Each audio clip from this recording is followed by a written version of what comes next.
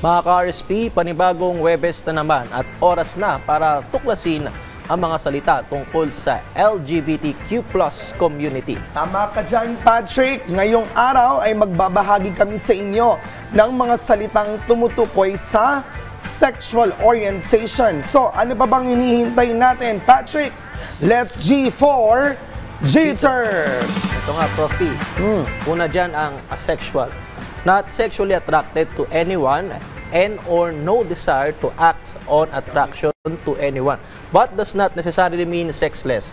Asexual people sometimes do experience affectional or romantic attraction. Ay, may ganun pala. Pero alam mo, Patrick, meron pa tinatawag na aromantic. Yung talagang hindi rin nai-in love. Wala talaga? Oo.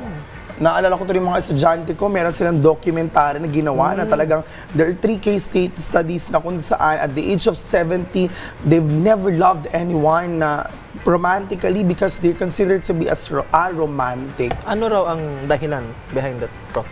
Wala silang nararamdaman. No? Wala naman past experience talaga na broken-hearted. Ay, pwede no, pwede maging ano yan, pero sabi nila, wala doon, hindi daw nila talaga na-feel yung love para sa kanila. So, they were both asexual and aromantic. Pero ito, Patrick, meron pa, bisexual, attracted to people of one's own gender and people of other gender. So, ibig sabihin kasi, before ko ituloy ito, no? Ano muna, sa misconception muna ako. Ang sinasabi daw sa bisexual ay these are people who are attracted to everyone and anyone, or it's just that they haven't decided or often referred to as bi. Hindi naman laging gano'n. Actually, if I'm not mistaken, if you don't, wala kang kilalang gender, you can be queer yata. Oo. Tapos, if you can love, regardless of any gender, that's you being pansexual naman. Okay. Ito naman, Prof, sa isa pang term, gay, generally refers to a man who is attracted to men.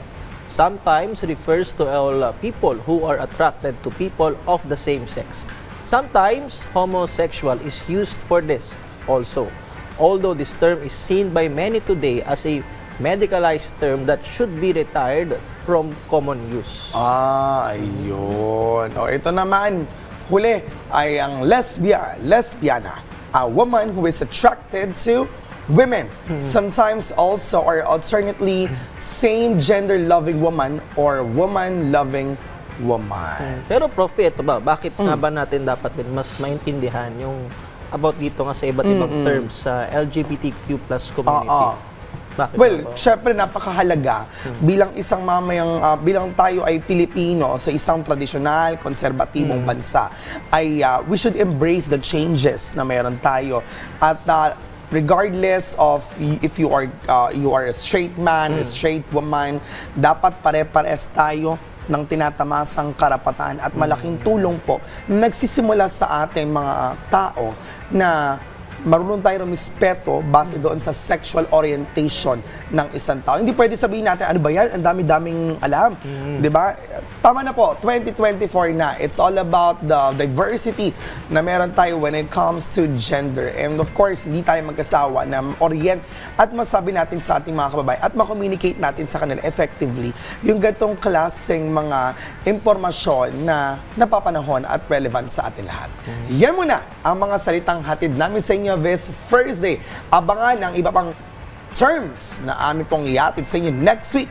Dito pa rin sa G-Terms!